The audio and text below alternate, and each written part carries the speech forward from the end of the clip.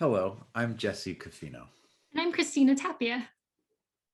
And for the last 6 years, we have been working closely with the educators of Anji County, China, to share the Anji Play approach with educators from around the world. First off, we just want to thank you all for joining us today. We also want to express our deep gratitude to the Region 9 Head Start Association, Chair Wasi Tesfa, Executive Director Ed Condon, and all of the incredible staff who have made this year's EC STEM conference possible. It has been a challenging year, and before we begin, we want to acknowledge those challenges, the pain and the loss that have been a part of many of our lives this year. Each of you is on the front lines providing care, love, and safety for your communities. Thank you so much for your commitment and sacrifice. It's not easy. That's right. So today you're here to learn about Anji Play. Anji Play is a philosophy and a comprehensive approach to early childhood education developed over the last 2 decades in Anji County, China by educator Cheng Xueqin. For the last 2 years, my colleague Christina and I have been working closely with the educators of KidzCommunity based in Auburn, California, to bring the philosophy and practice of Anji Play to the communities of the Sierra foothills served by their incredible organization. There are many resources available online at anjiplay.com, anjiplay.org, and trueplayfoundation.org for in-depth learning about the history and the practice of the Anji Play approach. So rather than taking your time today with a lecture on these subjects, we have instead asked the educators of KidzCommunity to share their thoughts about the process of bringing the Anji Play philosophy and approach to their organization. So in a few moments, you'll hear from educators working at every level of the implementation process. Many people who have heard about the Anji Play approach associate it with the outdoor play materials and equipment designed by Ms. Chung. But in the stories that follow, you'll hear much more about the foundational practices of stepping back, recording play, and the awesome power of reflection. And these stories have been edited from longer interviews. So at the end of our presentation, we'll have a link to the full interviews for those that want to learn more from these amazing educators at KidzCommunity. So thank you again for your time and attention. And again, our deepest gratitude to the educators and leadership at KidzCommunity for making what you are about to hear possible.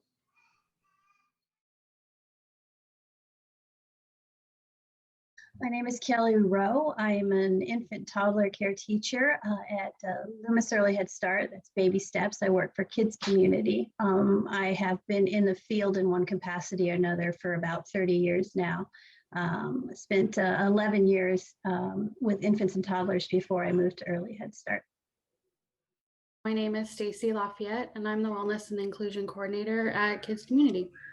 And previously, I was the site supervisor at one of our Early Head Start programs. I'm Lindsay Schaefer. I'm an Early Head Start coach with KidzCommunity in Northern California. I've been working in early childhood for over 10 years in a variety of settings, from being a teacher to working in medical settings and being a site supervisor. Now currently a coach. I'm Lisa Pitts. I am the Child Development Manager at KidzCommunity, and I manage the 9 Head Start classrooms that we serve, and also one of the Early Head Start classrooms. I'm Denise Cardoza, and I'm the Executive Director for KidzCommunity, and we serve 571 children in Early Head Start, and family child care homes.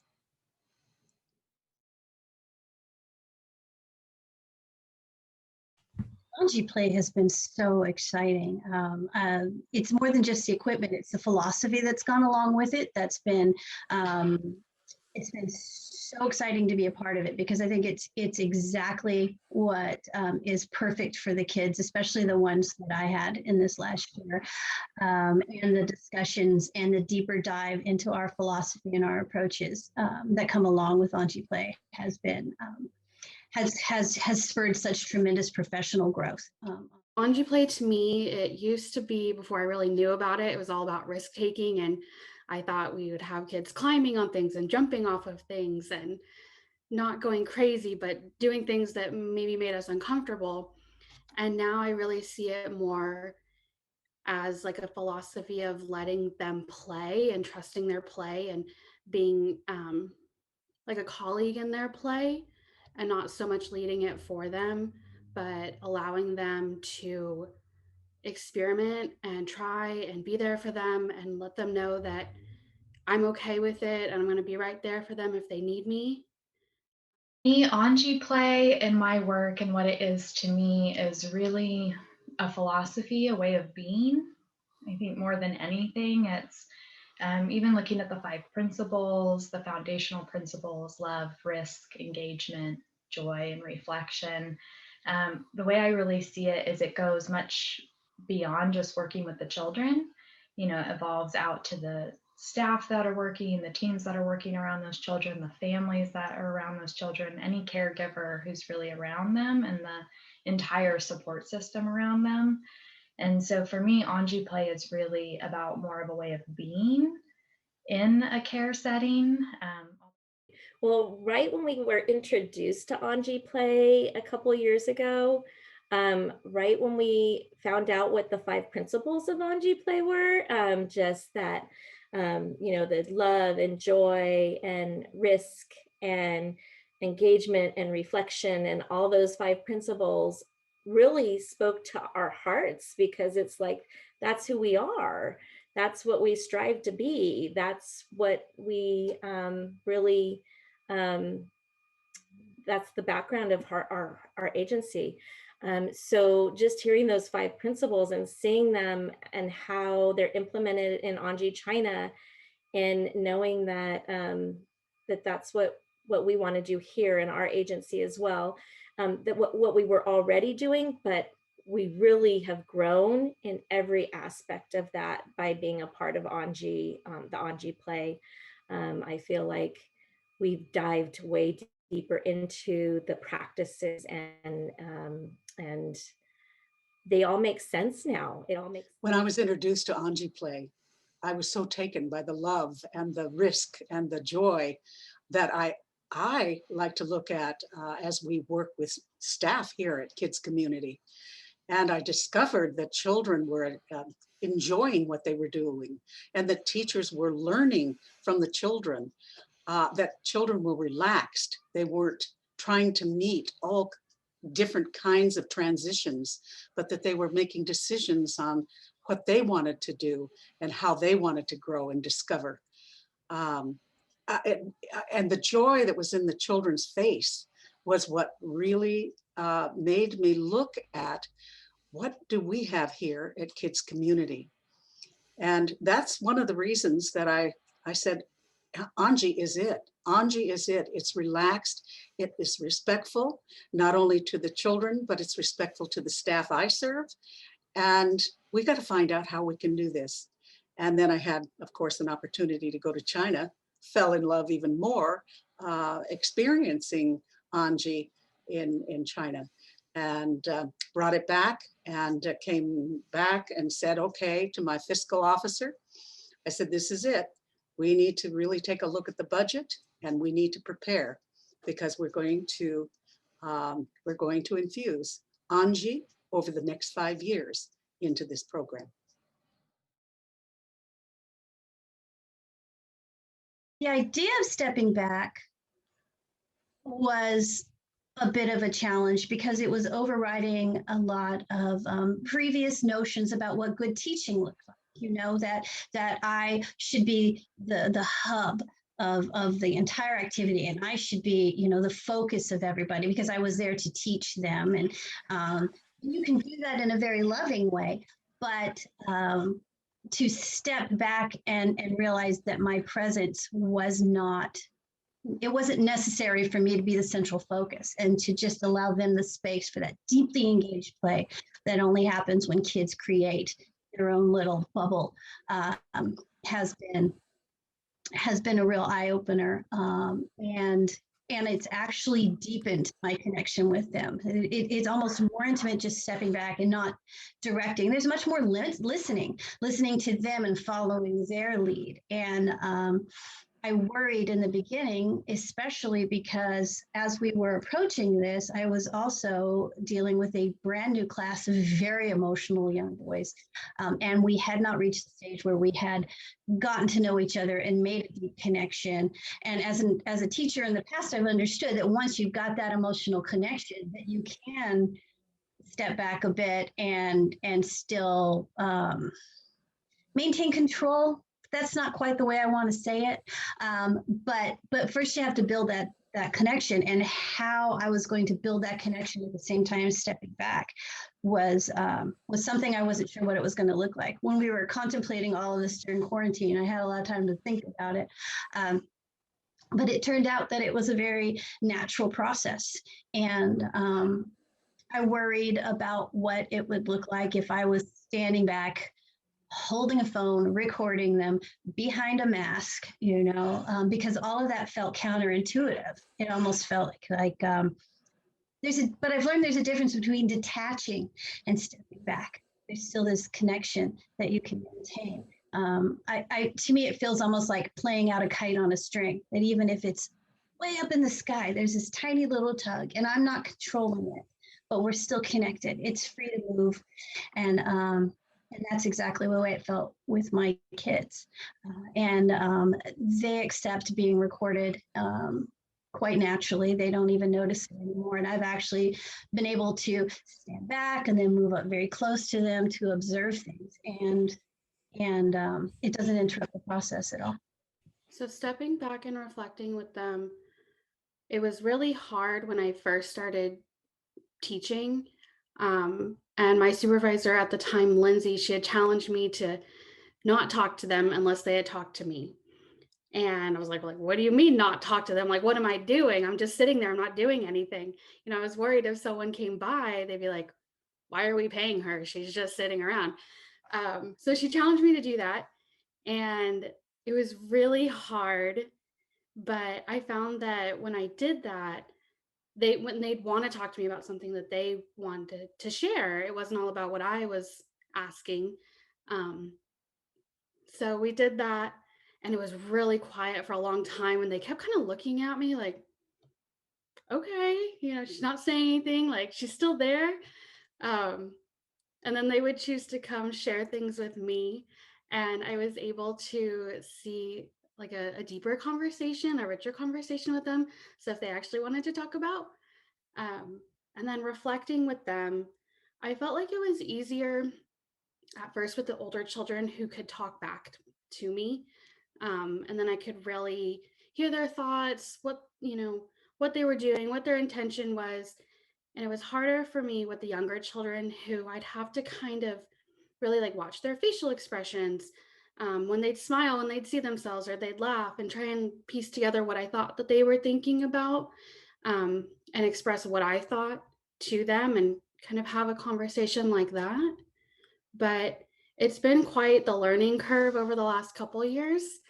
But now I can see how valuable that is to them too, because it's all about them, and they're important and they're special. And I'm on this journey with them instead of bringing them along with me. We're going hand in hand. So stepping back for me looks like with the children, or with the teachers, really what we're working with the teachers, with the children, is not interfering in their play, is what I think it really comes down to. Talk about the hands down, mouth closed, eyes open, ears open, and heart open. But really what I see a lot of that as is stepping back to understand children's intentions first, not interfering in their play, really just watching from that deep level of presence and being mindful of what they're doing. So not interjecting, what's our agenda as the adult in the space? What do we want them to do? Oftentimes I think we get so excited about scaffolding children or whatever it's going to be. We just want to be involved in their play because we're excited about what they're doing. But as soon as we enter it, we change it. And so I see a lot of stepping back more as not interfering and interjecting our agenda into what the children are doing.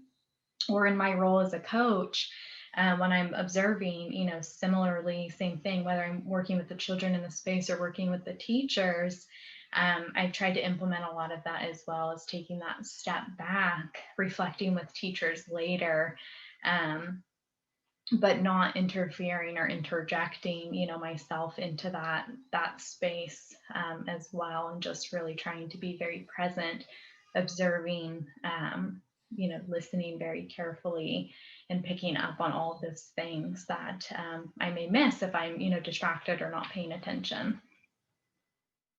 The stepping back and observing children is so important, and we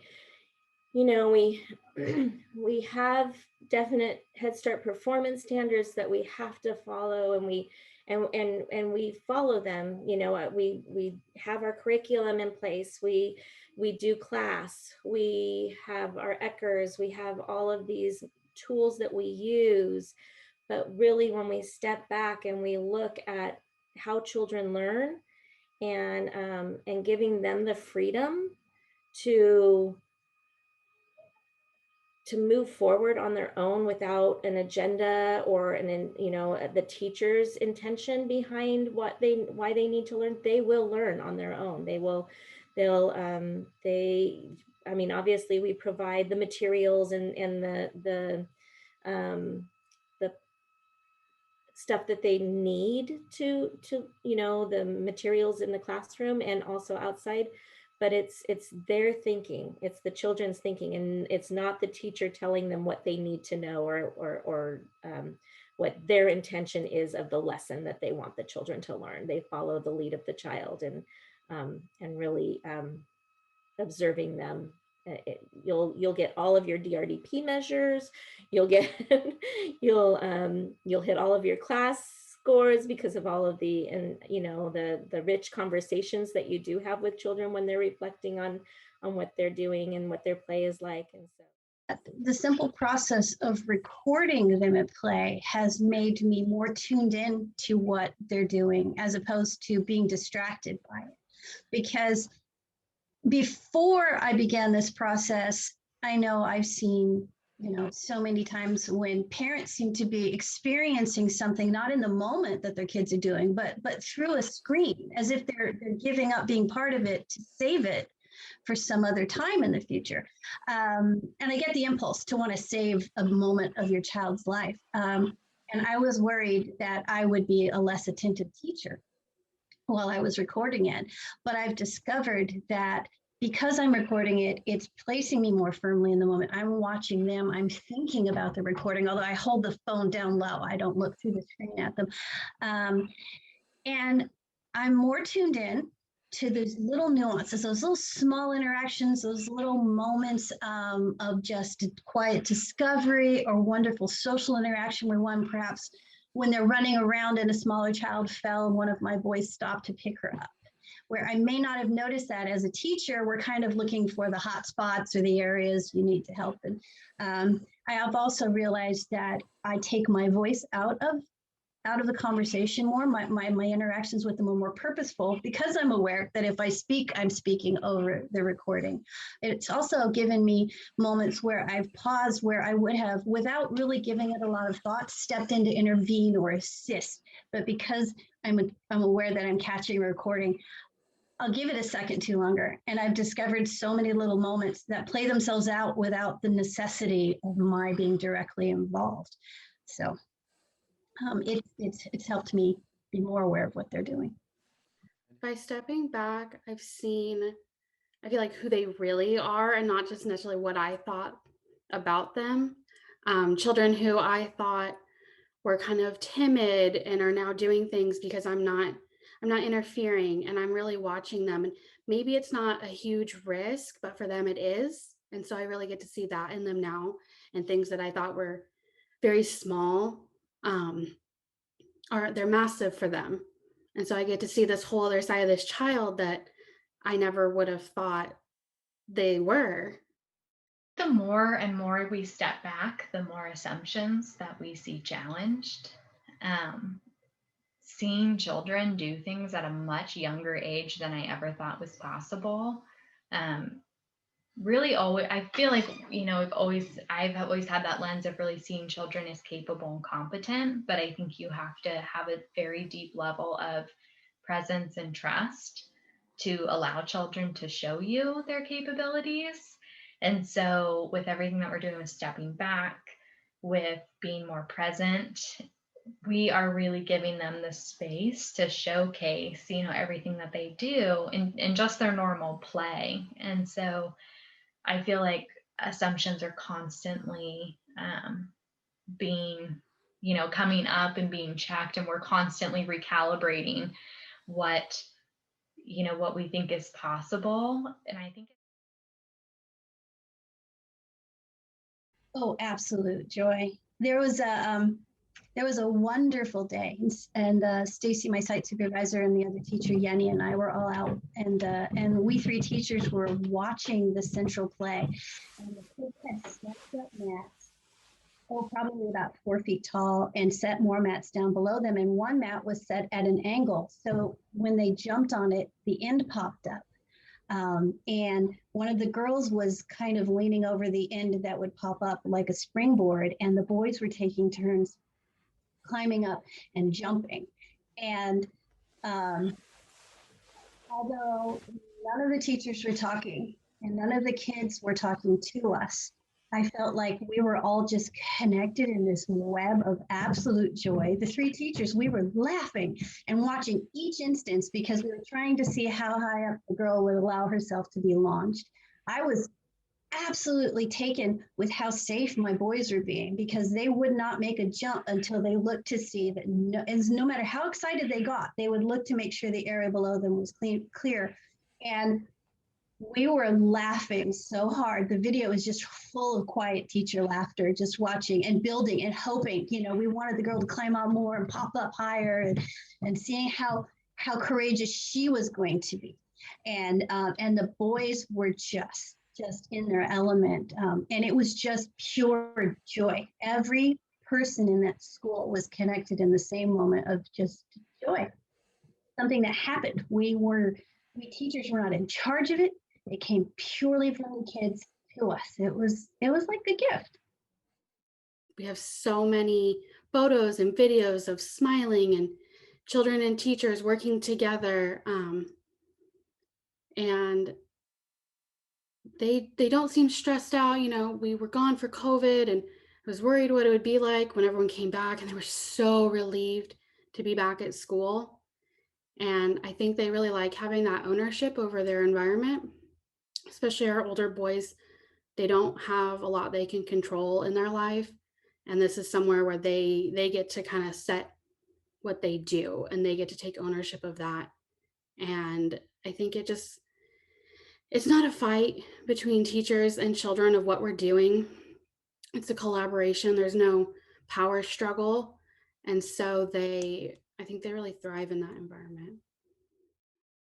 But I have centers sending me pictures of children throughout their day of joyful things that are happening in their classroom that they just want to share. Look at what the children are doing in their classrooms. So I think it's even, that's that piece that it's trickled down, not just in our pilot site, but all the other sites want to show, look what we're doing. Look at the children's faces. Look at what I just had. One of our sites, they were doing bubble blowing stuff, painting, and they sent me pictures of the children doing that and what they're, so it's just a really neat, wonderful way to have all of the classrooms engage in that. So it's all good. It's one good thing out of all this pandemic stuff that's coming out is definitely bringing some joy back into the classrooms. We had a little girl, and she was about like 2, and she was very attached to her teacher and her mother. And she would cry if I just like walked through the room, if I made eye contact. And we closed down for COVID, and I'm already worrying about all the children coming back. I'm like, oh no, she's just gonna be so upset, and it's gonna be even harder for her to come back. And we came back, and she was like a whole different child. And we'd sit back and we'd watch her, and I'd stay like outside of our room and I'd watch her. Or I'd be on the other side of the playground and I would just watch. And her teacher would step back and just watch her and let her do what she needed to do to be comfortable, whether that was just sitting next to her or if she wanted to be by herself. And now she's this whole other child that comes up to me and she laughs and she smiles and she wants to take me by the hand and show me something.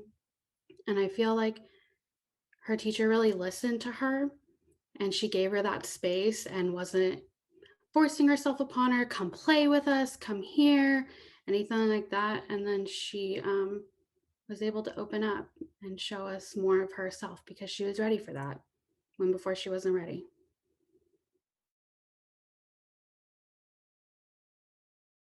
Reflecting with these videos has been so eye-opening for me because when I'm in the moment acting as a supervisor of the kids, I'm watching for potential injuries. I'm watching just a large part of what's going on and taking it all in. And I've discovered that when I've recorded the videos, when I've had time to quietly reflect on the videos, perhaps during nap time or after the kids are gone, I can rewatch the same recording multiple times and focus on a different child or a different focus each time and see things that I hadn't realized were going on before. It's given me insight into my kids that has I wouldn't have noticed otherwise. There's a lot to take in on the playground all at once or inside the classroom. So sometimes those little quiet moments escape us. And they don't when I've got a recording of them. The way that I really see Anji play is different, even from just implementation. And like you said, learning about, oftentimes teachers were learning about things that are very theoretical and really in like a textbook article driven lens. And that can be really hard to then put into practice. And so one of the differences I see with Anji play that has been so helpful for us to implement is it's not super text heavy and driven. It's really about the practice you're doing with the children in front of you. It's about the children that are right in front of you in your classroom that you're working with every day, which I think makes it a lot more accessible to a lot of people. I think it makes it much more teacher friendly, or as we've seen, you know, everyone who's working around those children, our family advocate, it's been, I think, a much more friendly approach for her. And maybe someone who doesn't have that background, I think it's been a lot more approachable for families as well. That it's not, you know, yes, it has theory there, but it's not all about that. It's really about the children in front of you instead. And so I think also the other thing that has been great about the way that we've implemented it is it's been really slow over time and meeting teachers where they're at, where their comfortabilities are, you know, discussing those edges as we've talked about, and, you know, and just through that process of reflection and video, you know, how did you feel when that happened? And, you know, what were you thinking here? And just going through the process very slowly at everyone's individual pace, I think has also been very different for a lot of teachers versus you spend all this time learning about something and then it's like, okay, go do it, you know, implement. And, you know, hopefully you're implementing up here all the time. And that's not the case. You know, that time for practice needs to happen. So I think that for us has been very different. I think it's been very comfortable for teachers to implement for that reason. I feel like at first, when we would reflect with each other, it was those end of the day. I really want to show you what this child did. Isn't this amazing? I can't believe what happened. And it was more of like I just want to share because I thought this was really cool or it was really cute or really sweet. And then we would really start to dive in. It's like, I wonder why they're doing that. What do you think would have happened if you had said this or this was available? And then we started having these really long staff meetings. So it would start off all business, and towards the end, we're just talking about the children and what was happening and giving each other ideas, and just letting each other know we were there for them. And they turn into like an hour, 2 hour long staff meetings that were all about the kids and less so about businessy things. Um, and so it was really nice. It was really casual, and you could share things if you wanted, and if you didn't want to, that was okay too. And I felt like we were all really respectful of our feedback. So reflection, the way that I see it play in with teachers, is one of the things that we're doing with you, Jesse and Christina, is doing every other week we meet and set aside an hour and a half to 2 hours for everyone who's involved in that pilot and our early Head Start to come together and reflect together, to talk about what's going on in the center, to do video reflection. And I think having that structure set aside where we know that there's going to be this time where we get to come together and talk about what's happening, even if conversations are happening in between that time, we really know that it's that time to set aside to be able to maybe discuss all the joys that we're seeing and what's happening with the children, but also any challenges that come up or questions we have. And so again, it's just that support is coming in many different ways to bring that reflection, but it's also allowing us to see much deeper into the play and to really take that time to reflect on what we're seeing, hear each other's perspectives. You know, everyone brings very different experience and perspectives to that, to really think deeply about those thoughtful questions that are asked. And then reflection with the children in the classroom, the way that I see it with teachers, really depends on the age. With the toddlers in particular, some of the way that we saw, you know, the 2.5-year-olds reflecting is they would want to see a lot of their photos and videos that were taken, or because we have the families connected through an app where they get all of their photos and videos as well. A lot of the families were sharing they were reflecting at night with their children, going back through what they did that day. So, and we're still exploring what reflection will look like with the infants. I feel like with traditional approaches to professional development, the teachers are really being talked at or talked to and not being allowed to have that discussion and that dialogue and challenging each other. And it's more of like, you know, we're here to learn about this and we're going to take it back to our center and we're going to do it. And with our reflections, we're really able to have more of a conversation and dialogue about it, and things can be challenged, and that's okay. Which I think it helps the teachers because then they get to guide that professional development and it's not being pushed on them, but instead they can like embrace it and they can kind of steer it in a direction that's more meaningful for them. And I think that that helps because then they're more engaged with it. A chance to sit down with my co-teachers and reflect together over these and discuss them in depth has made us stronger as a team. And sharing these little insights has honed just somebody else's perspective, has helped me take that perspective with me when I'm watching the children play or when I'm watching videos. I'm looking at them and recalling all of our really fascinating discussions about it. And yeah, it's given me more insight into the process and into the approaches of my co-teachers, because there are many different right ways to do something, and seeing another great perspective just makes my practice a whole lot richer.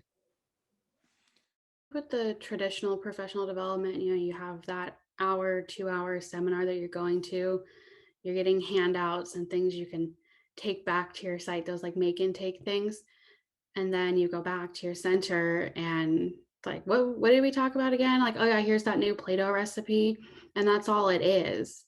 But having these like, what do we do 2 times a month? It's about us and about our kids. And it really resonates with us.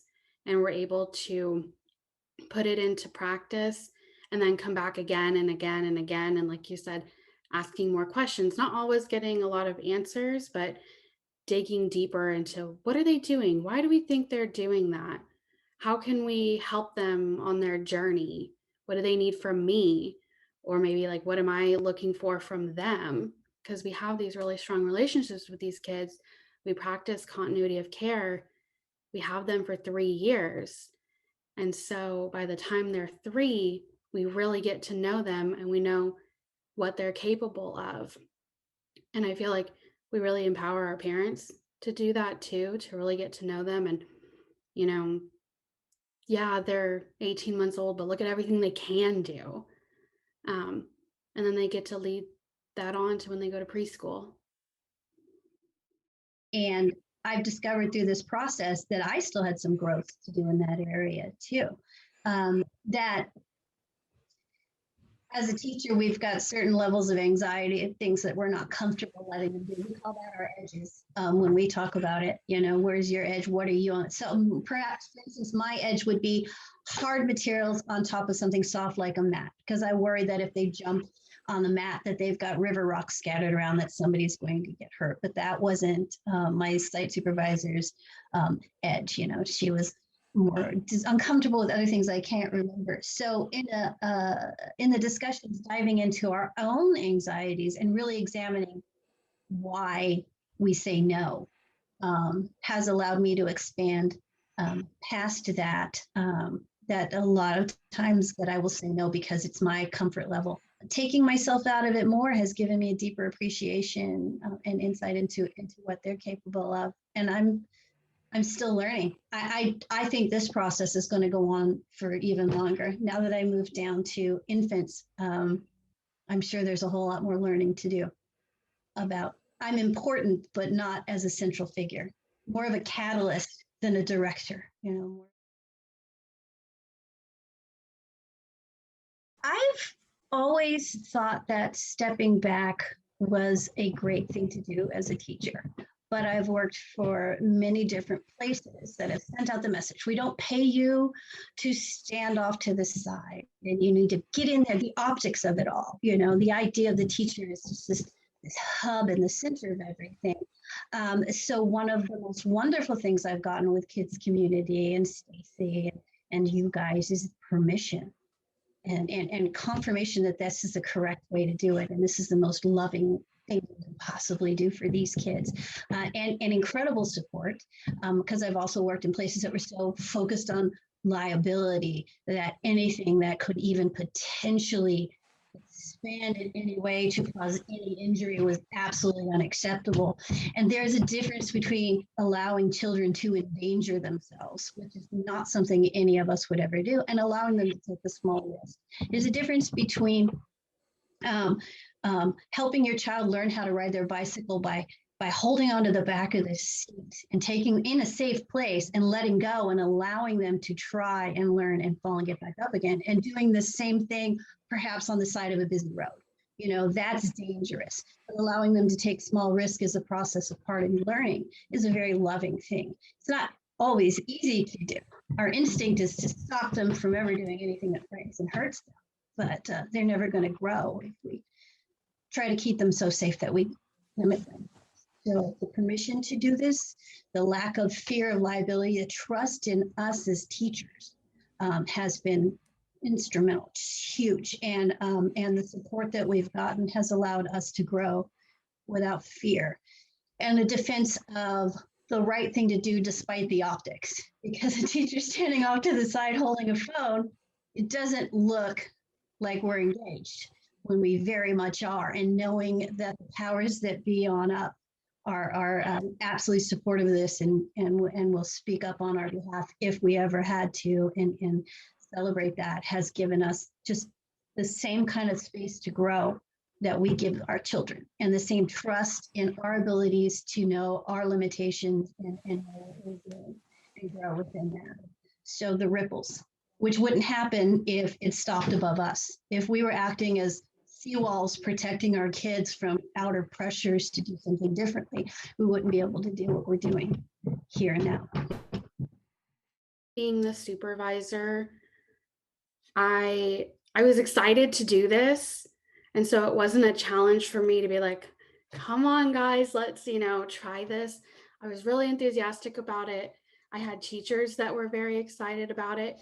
But I think being the supervisor, I had to hold back sometimes because I wanted to just jump in, and not everyone was there.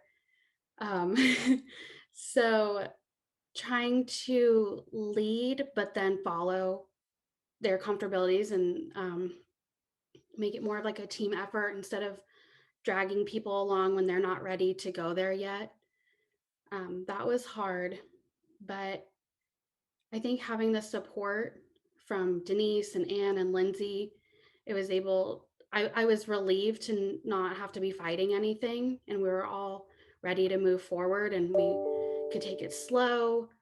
We weren't given like a deadline of like, and then the next year, this is what you're doing.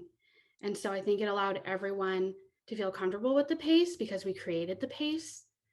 And it allowed us to have this journey together without being like dragged along. For us, it's really coming from a full leadership team being on board and to be able to have that support for the pilot teams, which I think is crucial, because I think it allows teachers to be able to step back and be able to say, okay, we're trusting you to implement this new thing that might be a little different than what we typically do, but it gives them that certainty. It was one of the first conversations we had when we sat down and said, what are you nervous about, with the teachers, of what are you, what kind of challenges do you see coming? And one of the teachers had shared, you're asking us to take this big risk, to do things that are a little bit different, to allow the children to take these risks. And we need that backing, that if something happens, so things are going to happen, we're going to stumble along the way, that we need that support. And so from the get-go, we had that agreement with them of they will have that support moving through this process. I think without that, that would be a massive challenge. And then I think like other challenges are just logistical things of working out. We've been fortunate with our early Head Start pilot site that the site is well set up to accommodate Anji Play with just the cushioning surfaces and some of those logistical things that would have to be worked out. You're scheduling for reflections, which I think are crucial. If you don't have that reflection time, I think that would be a massive challenge, because that's really where a lot of our growth has happened, is during the reflections. So I would think also challenges that could come is, parents maybe being nervous about it. But again, we didn't really run into that challenge, because when we have, the team has built really good relationships with not only the children, but their families as well. And always kind of coming from a place even before Anji Play of being so relationship focused. When we introduced it to parents, there was a little bit of nervousness, but one of the parents said during a parent meeting, I trust the teachers and I trust that they know what's right for my child. And so I'm going to follow their lead on this. And so I think having some of that groundwork done ahead of time, it was a really smooth transition into Anji Play for us in early Head Start. I think for teachers that want to step back, having that documentation that shows why you're doing it, you have that video where, you're silent, but you're present, and you're showing that you're engaged with what those children are doing and that they're capable and they're competent. You're able to use that to show whoever is making those decisions for your program why this is a good practice to implement.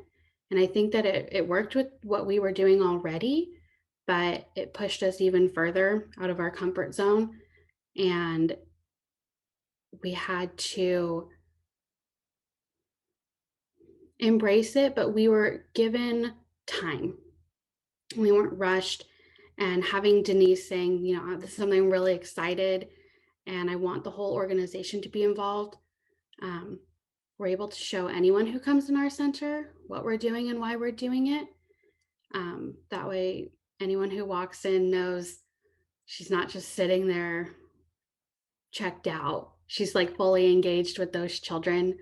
And I think having that learning component for our whole agency, and Lindsay, our coach, sends things out every Tuesday. We have True Play Tuesday, and she's documenting and highlighting things that are being done, not just in baby steps, but in our other centers that fit that Anji philosophy, even if you're not walking in like you have no Anji materials. It's not about the materials. You can do Anji without stuff. I think that the way we rolled it out was very intentional in the way that we introduced it, the practice and the materials and all of we introduced it at our policy council meeting, and then we went to the board and we introduced it at the board meeting. We introduced it to our whole central office staff where they got to come out and really play in the materials and play on the materials and watch the videos and share their play stories. And then we took it out to all of our field staff in a PLC. We were able to introduce Anji Play, and now we do have just the one site right now that is our pilot site, but they all want to be part of Anji Play, and they all are, you know, bringing certain parts of Anji into their classroom just because they all want to be a part of it. They do. So it's been, we have to slow them down a little bit sometimes because they all want to jump in. I think if I was to share with other executive directors the importance of Anji and how to look at it if they are looking at the possibility of Anji, is to really take a look at the children. Talk to people who have been in Anji. Visit a site that has Anji. It will help you make a decision on how children relax, even when they're taking risks, how teachers are like really worried at the beginning that they might get hurt, especially with health and safety. But when they step back and are really there and conscious with the children, those risks turn out to be a learning process for a teacher. There's so much learning going on without anything being spoken, not only for the child, but for the staff who are with those children. So I would say if you're really wanting to look at Anji, that you really want a relaxed yet vibrant program, I would say go visit, come visit us. We'll share with you. And we'll share with you on how to look at your budget to make it happen as an executive director as well.